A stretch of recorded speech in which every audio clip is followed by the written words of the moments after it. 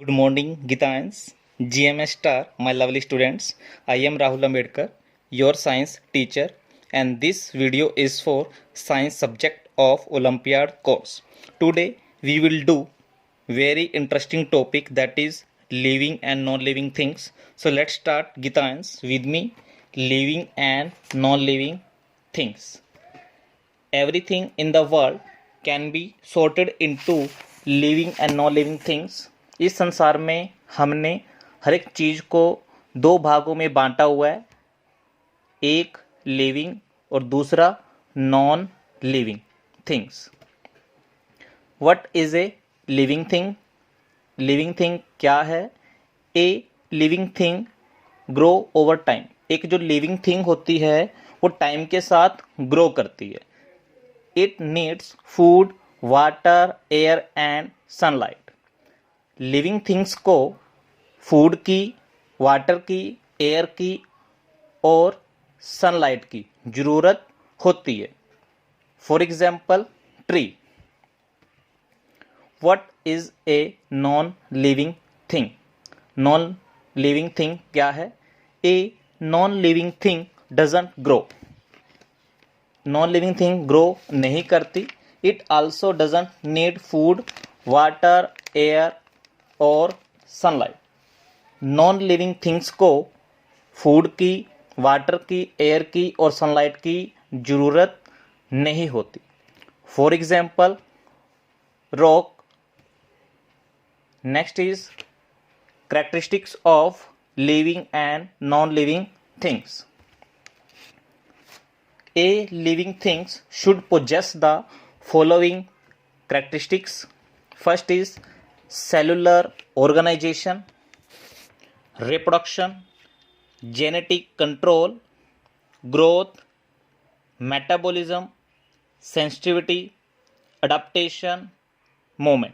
ये सभी के सभी करैक्टर जो है एक लिविंग थिंग्स के अंदर पाए जाते हैं.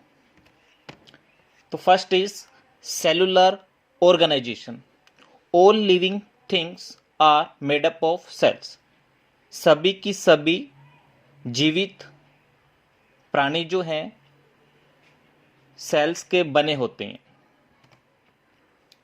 इसी तरह से सेल आपस में मिलकर टिश्यू बनाती है, टिश्यू आपस में मिलकर ऑर्गन, ऑर्गन आपस में मिलकर ऑर्गन सिस्टम और सभी ऑर्गन सिस्टम आपस में मिलकर एक इंडिविजुअल ऑर्गेनिज्म का निर्माण करते हैं. रिप्रोडक्शन.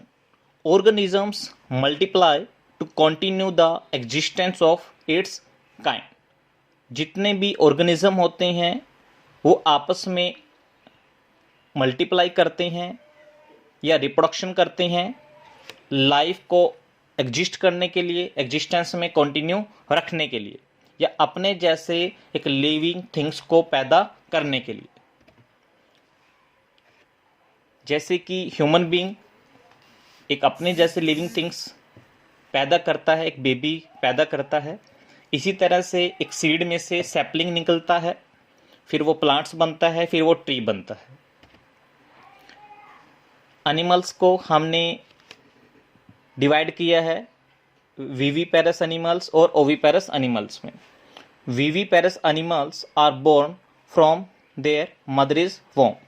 विविपेरस एनिमल्स वो होते हैं जो डायरेक्ट यंग वन प्रोड्यूस करते हैं, विदाउट एग प्रोड्यूस करते हैं. Oviparous animals are born from an egg. जो ओविपेरस एनिमल्स होते हैं वो एग में से प्रोड्यूस होते हैं, एग के द्वारा प्रोड्यूस होते हैं, डायरेक्ट वो यंग वन में प्रोड्यूस नहीं होते. Plants are born from seeds. जो प्लांट्स होते हैं वो सीड्स में से बोर्न होते हैं, सीड में से पैदा होते हैं. ग्रोथ.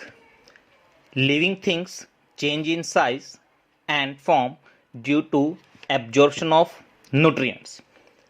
लिविंग थिंग्स जो हैं उनके साइज के अंदर चेंजेस आते रहते हैं टाइम के साथ साथ. वो चेंजेस जो है न्यूट्रिएंट्स की एब्जॉर्प्शन के कारण आता है. For multi cellular organism they grow by multiplying the number of the cells. जो मल्टी सेलुलर ऑर्गेनिज्म होती हैं, जो बहुत ज़्यादा सेल से मिलकर बने हुए हैं ऑर्गेनिजम्स, तो उनकी जो है नंबर ऑफ सेल्स आपस में मल्टीप्लाई करते हैं और उनकी जो है बॉडी के अंदर सेल्स की जो संख्या होती है वो टाइम के साथ बढ़ती रहती है, जिसकी वजह से उनकी बॉडी का साइज भी बढ़ता है। फॉर यूनिसेलुलर ऑर्गेनिज्म, जो एक सिंगल सेल से मिलकर बने हुए हैं, they grow by increasing the size of the cell. उनकी एक सिंगल सेल का जो साइज है वो टाइम के साथ बढ़ता है, जिसकी वजह से उनकी बॉडी साइज बढ़ता है। फॉर एग्जाम्पल, जैसे कि एक सीड है, वो धीरे धीरे जो है ग्रो हो रहा है और एक ट्री बन रहा है। तो पहले जो है ये सीड में से लीफलेट निकलना स्टार्ट हुआ, फिर देन इसमें से सैपलिंग के रूप में ये बना, फिर plants, then it become a tree. Similar way a baby grow to become an adult. धीरे धीरे बेबी जो है टाइम के साथ साथ ग्रो कर रहा है और वह पहले अडल्ट में देन ओल्ड में ट्रांसफॉर्म हो गया है टाइम के साथ। Metabolism, anabolism and catabolism.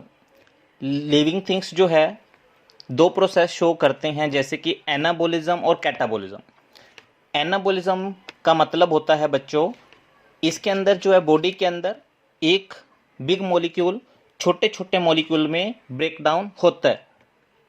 Similar way catabolism, इसके अंदर छोटे छोटे मॉलिक्यूल आपस में मिलकर एक बड़े मॉलिक्यूल का निर्माण करते हैं। तो ये दो प्रोसेस लिविंग थिंग्स के अंदर होती है। Next is sensitivity, response to stimulus.